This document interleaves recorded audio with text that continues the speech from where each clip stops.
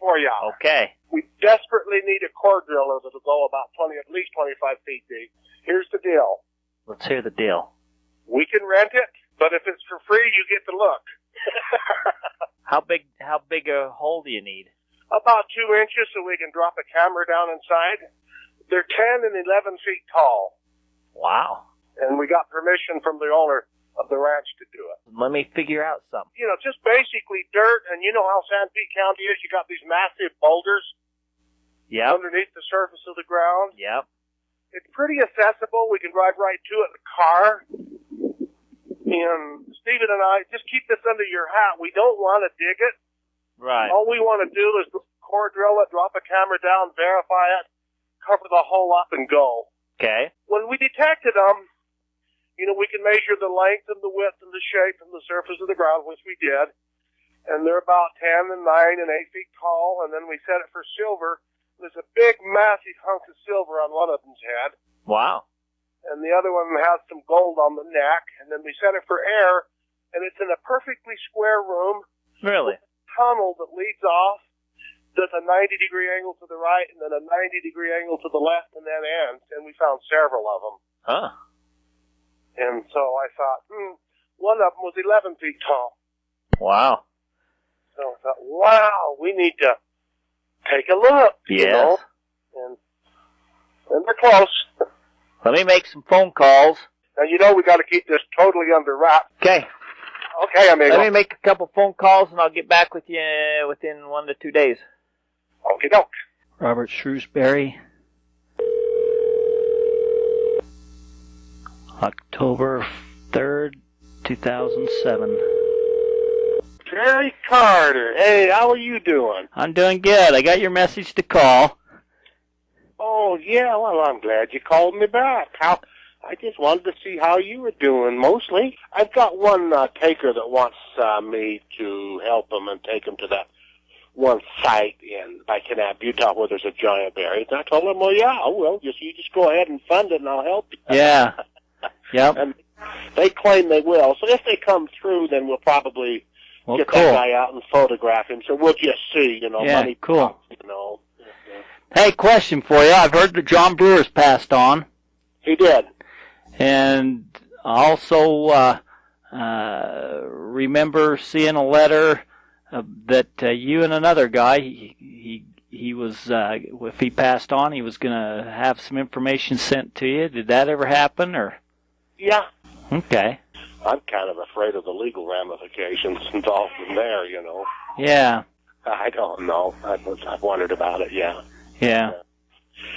There's also one thing I'm suspicious of, too, is, because, see, I don't really know whether any of his kids know where that is also or not. Uh-huh. But one thing that happened is old Jerry Maurer had a visit from some U.S. Marshals. Oh, really? Yeah, and they wanted to know if he was trafficking artifacts and stuff, and he told them, of course, he wasn't, and they said they was wondering because some of the stuff out of John's cave was being sold. Who's selling it? And how would they... They didn't say who was selling it. And that's kind of funny to me because everybody's saying that it's a fraud. So that's funny to me that they'd be worried about it. Where everybody's declaring it a fraud. They were, but that one lead plate, I was the first one to take that came out of John Brewer's cave. I was the first one to take that and have a forensic done on it outside of Utah. It checked out authentic, and I've heard rumors that other people have done it with some of them now. Huh. And your point's well taken, but I'm wondering if Johnny Brewer's kids are selling some of that stuff. Well, I'd heard through the grapevine that they were selling some of that stuff. Before he passed on, I heard that they was selling stuff. I've heard the same rumors too. I don't know how to verify it. Yeah, I don't either. Yeah, I don't either. I'd heard that. So. Well, that's kind of interesting. Hey, yeah, I've been working with this technology, and I've learned a lot more about it over in the last year or two. Uh-huh. And it's working pretty good. I did one, probably a week ago. I went up this canyon because there were Spanish writings there. Uh-huh. And I set the thing for gold and resonated the ground, and then I went in there. First off, the triangle in the cliff tells you where the gold's buried. And I measured the triangle and followed it down, and there was a big 7-foot hole in the ground. Somebody took that one. Huh. I've seen that happen twice. Really? Yeah, but what I can do is that when I resonate the ground, I can have it. You know, I got about 15 reeds in there, which they're just basically deposits of flour gold, which is pretty easy to find. But yeah, I can adjust this thing where it will only find the largest deposit, and I can separate it from the others, which works. So I got a deposit in there, and I went in there. It was about 6-8 feet wide. Wow. And then I put the metal detector over it, and it was strong enough to read on a metal detector, so I dug down about 2 feet. And it was obvious it was placer gold, so I took it to the lab and analyzed it. It was a pretty darn rich pocket. Wow. But what's happening is, see if I explain this to you. I did a job last year up in the UNS for these guys. I didn't get anything because basically what I got was paid, because that's what I charged. Yeah. Yep. But it wasn't on the consignment, but it should have been. Yeah. Retrospect always works better than present, doesn't it? Yep. So basically, it was obvious that there was Spanish there and Spanish symbols and markers and so on. So I set it for gold and picked up about 15 deposits. And basically, I told them what you have is pocket gold there and gold veins. So, because it's awfully difficult. I can tell relative density from the surface of the ground, but I cannot tell solid gold from a rich vein with this machine. So I says, well, it's Spanish, right? And they said, yeah. And I said, well, tell me about the story. And they says, well, there's supposed to be dead Spaniards in there with armor on them and then some gold. And I says, okay. So I took those 15 reeds that I had, and then I pretty well knew where they were coming out of the ground, and then I turned it on bones. Calcium hydroxide. Calcite, yeah. And one of the gold deposits also showed bones. Wow. So then we marked it. I noted that down, and then I set it for iron, and it read on iron on the same spot. Then I set it for brass, and it read on brass on the same spot. Wow.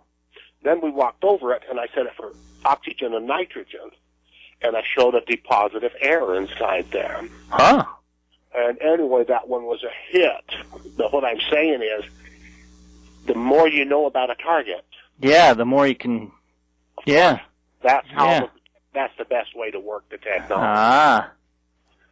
So keep in mind, if you ever go look for one, if I ever help you, try to find out as much about the target as you can. I will do that. Information I want to add to you.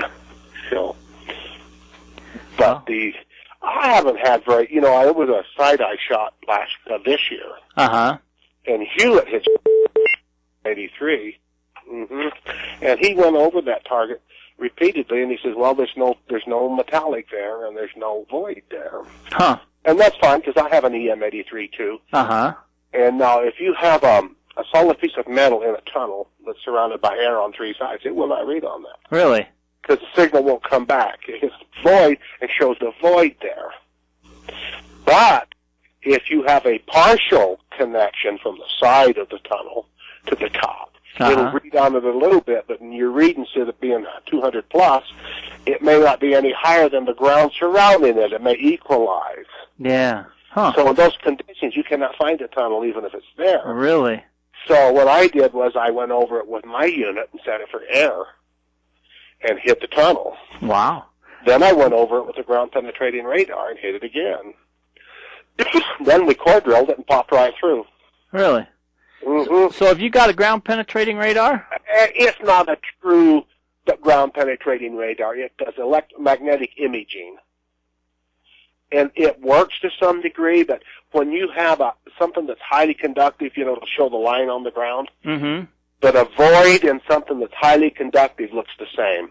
I did a job for some guys a couple of years ago, and then some this year. And what they had was, they had some satellite images of something that they were looking for, and they never were sure exactly where it was at within 1,000 feet in either direction. That's okay, because I found the tunnel for them. But what they did was, they were pirating the satellite signals to find that. But at the time, those satellite signals wouldn't go through this medium very well, and the way they achieved it was, they resonated the ground, say in the frequency of gold, then it would pull the satellite signals down. Uh-huh. And then it would go through clay and other stuff that wouldn't normally go through and go deeper. Huh. Then they were able to get extremely good images. Really? And so I'm thinking, I've got to borrow a ground-penetrating radar from somebody and do some tests with it, because if that is that accurate, according to what they say, yeah. I've got no reason to disbelieve them, because I did find the tunnel they were looking for and isolated it. Yeah. Then I could charge the ground in 2 or 3 different frequencies of 2 or 3 different, and then shoot it with a ground-penetrating radar, and if that's true, we'll know. Yeah. Which means instead of going 10 or 15 or 20 feet deep, you can go 200 or 300 feet deep, or also go through clay or granite. Wow, yeah. So that's what's been on my mind. So if you know somebody that wants to work with me just to do some tests, and if that turns out, then you know what, I may get one, but I don't want to spend what it costs to buy one and not be certain, you know. Yeah. Well, you know, all I know is somebody's got one of them accurate locators, probably like what you got. It's not a true. It's not. The true one goes on a real high frequency. Yeah, I don't know if yours is the same deal, but they have to take a shot. They have to grid the ground and take a shot every, 6 inches, foot, whatever they do, and then keep the same. Well, this one will go, you have to grid the ground off, but you can do it both ways. You can just keep pulling the trigger, or you could just run it like a camcorder and walk with it. Oh. Huh. Mm-hmm. But it's quite a bit of work. You got to go over it about 4 or 5 times to see if the anomaly stays the same or reappears, because the magnetic flux is always changing, and you may go over it, hit it, and then go over it and miss it. But if it repeats, then you know you got a target. Yeah. And the problem with that, too, is if, say, you have a target, it also sometimes throws a shadow. But again, my unit won't. I mean, if you lock onto a target, it's going to be there. I measured that one tunnel and told them it was 22 feet deep. And when they core drilled it, it was 21 feet deep. So really? You was pretty close. Yeah. I was real close on the depth. But anyway, I wish I could get out more. God, I know that feeling, man. I said this was going to be the year I was going to get out, and that didn't happen next year. Yeah. You know what you have to do with stories, and I thought about this a lot, and I checked out a lot of things. So, you read a story that says, the bandits were off the stage, and then they run, and the posse went after them, and and then they shot it out with them, and then the posse went home, and the sheriff pursued and killed them, and the guy before he died tried to tell him, but they could never find it. Well, 9 out of 10 times the sheriff killed them and took the loot and buried it. Yep. And then later he retired, because a lot of the sheriffs in those days especially had either been crooks or criminals. Yep, you're right. And so a lot of those stories you really have to, wow, not that there's not a lot of stuff out there, I know there are, but what the heck, Yeah. Well, I'm thinking next spring that I might be renting me a ground-penetrating radar, so if I do, I'll get with you, and you can do some experiments with it. Yeah, I would love to do that. Because if it turns out that it works, then what we can do is we'll do enough tests and know the parameters, and we can... Because the problem I'm having is sorting monoatomic gold from colloidal gold, from gold veins, from placer gold, from solid gold. Yeah. Up to a certain point, I can tell the relative strength of the target. I say, well, this one's stronger than this one, this one's stronger than this one, this one's stronger than this one. But, I hit a site that it probably is real, but the ore that sits on top of it's 200 feet by 100 feet about. And it's so rich that I couldn't tell you where the solid bars are. Because it's masked by the other stuff, huh? It totally is. But if the ground-penetrating radar works like it's supposed to, coupled with this technology, then it would actually define where the bars were. So how would you put the frequency into the ground? Just with that machine, or you got... I actually drive a probe into the ground, and then I send one, and I don't have to. I can just send them straight out of the machine. And what happens is, because of the atomic spacing of gold, or any element, I hit it with its own frequency and slam it, and then the atoms start vibrating, and what they do is they produce an electromagnetic field around them when that happens. And then I magnifies, huh? And I detect the field, and so I can tell the width of the field, the length of the field, the depth of the field. Yeah. And the beauty of it is, since every element has a different atomic space, and none of them will respond to frequency unless it's right on the money. Really? So, and the reason, absolutely, you got to be within a tenth of a hertz when you're using low frequencies, or it won't work. Huh. And the reason all of the other resonators that people have built, and they sell for between $1,000 and $40,000, and frankly, they don't work. And the reason they don't work is because none of them, all of them will have like a gold setting, a silver setting, yeah. And it never just changes. One frequency, yeah. Well, the thing is, it's still wrong because, gold will resonate at this frequency at 70 degrees. Huh. And the minute it gets colder or hotter, the atomic spacing changes and its resonant frequency totally changes. And when you're dealing with, say, okay, glass is 0.2 of a hertz different than quartz. Quartz is 0.3 of a hertz different than gold. Gold is 2.5 to 0.3 of a hertz different than iridium. And the next step is uranium. They're so damn tight. Yeah. You don't know your thermal spacing. You're going to lock on to dog poop and dig a hole and say, oh, damn. And they all do. Huh. When I lock onto a target that says it's gold, and of course I sell my services to a lot of people, I charge them quite a bit of money, but I give them 100% guarantee that if there's no gold there, they get all their money back. Huh. That's how certain I am with what I do. But so if they dig and they don't find a gold bar, then I take the soil and analyze it and prove to them that there's gold there. Yeah. You can do that. But that's how accurate my technology is. Wow.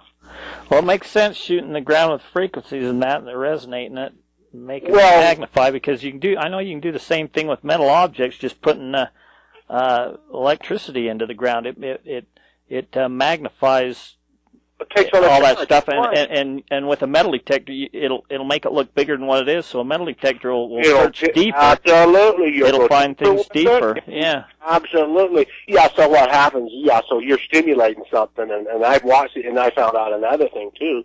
Most people, and I don't think I've seen the exception, that uses a resonator, LRL, use a square wave, which is a serious mistake.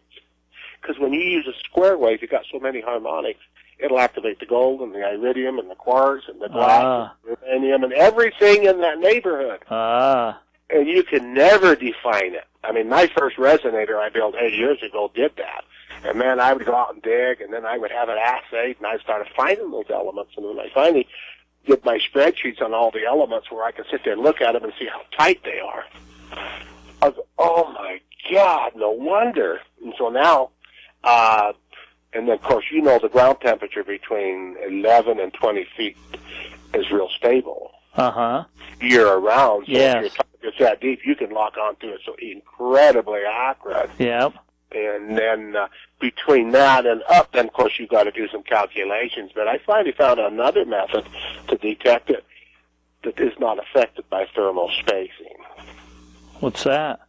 I'm not going to keep that a secret. Okay. I tested it in the lab, and what I did is I tested gold that I froze, and then I tested gold in the oven at 2,000 degrees, and both of them locked onto the gold. Huh. But most of the time I don't do that because I can calculate the temperature close enough that it's not a problem for me. Yeah. And so I'd take gold or silver, and I would freeze it, and then I'd take it to 40 degrees. Then another piece 40 degrees, another piece that was below freezing, another piece that was like 90 degrees, and so on. And the frequency changes quite a bit when you start messing with it. Really? With every element, yeah. So if you're looking, let's say you were looking for Gordon Smith's find down there at Mount Trumbull, and he says it's in an ice cave. Well, the thing is, gold wouldn't read the same in there. Copper wouldn't read the same in there. Gold would not read the same in there. The whole scale would go up on frequency, including the water. So you'd be picking up water if you sent it for water, but you would not pick up that ice. Wow. But man, you've done a lot of research over the years, a lot. I have. You have. Like a cloistered monk, I just never quit until it started working for me every time. Yeah. So yeah, I've got it mastered now, but something I'll still learn more and more and more as time goes on. Yeah, well, that's what you do too. You just sit down and take stuff, analyze it, and pick it apart till you figure it out. I do. That's true. That's what you got to do. Yeah. That's what science is all about.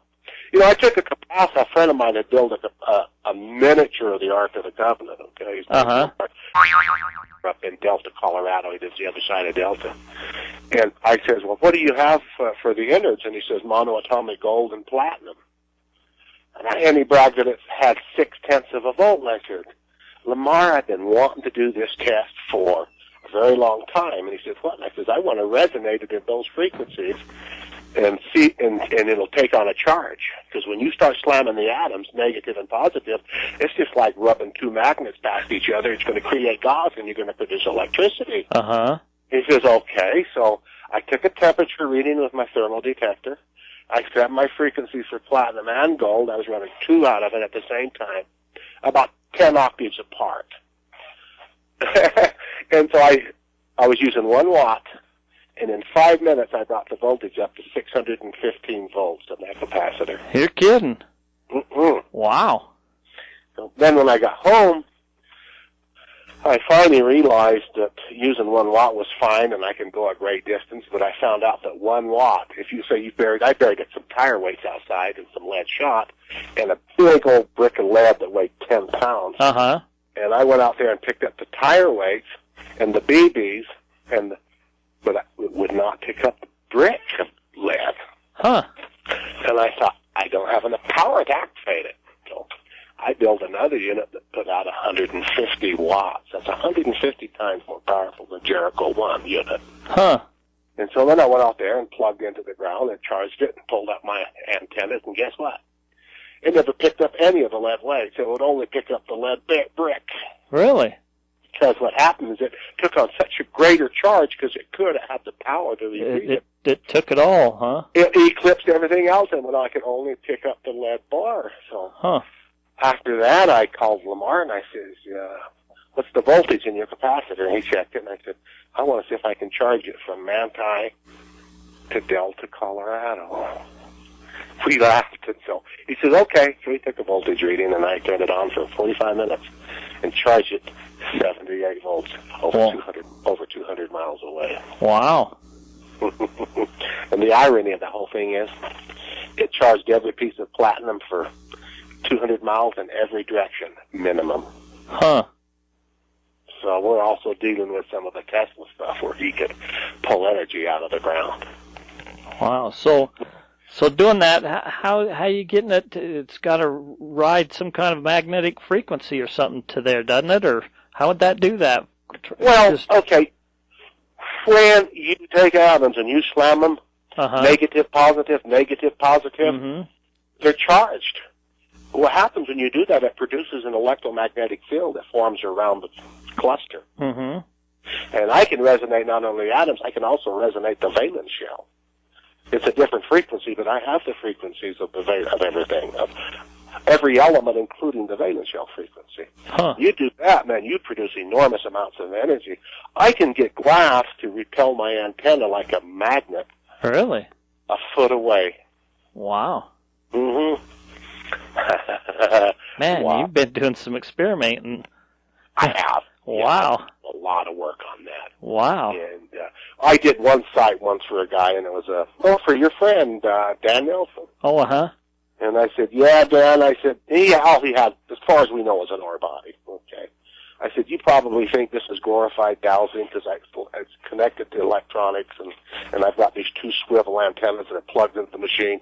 And I said, I want to show you that it's not. And he said, okay. So I locked onto his target. And I said, now, all elements attract with this technology, but when you get real close, they all repel. And what's going to happen is I chop that antenna when you point at the target at say, 10 or 20 feet away, it won't point at it. It'll blow in your face because it's repelling, and you'll have to hold it manually to make it point at the target. He says, really? And I said, yeah. So we got close to it, and I handed him the antennas, and he says, Robert, I can't make it point at it. It's pushing it away. And I said, of course. It's interesting, huh? And actually, that's a form of anti-gravity. Wow. In itself, too. So, but your frequency's got to be extremely accurate, or you'll miss because it's a real fine window there. That's what it sounded like, what you're saying, yeah. Yeah. Well, that makes sense what you're saying, but you're still talking way over my head, but what you're saying, a lot of it's making sense. Okay. You've done a lot of research, and you've done a lot. Yeah, that was fun. Well, you know what?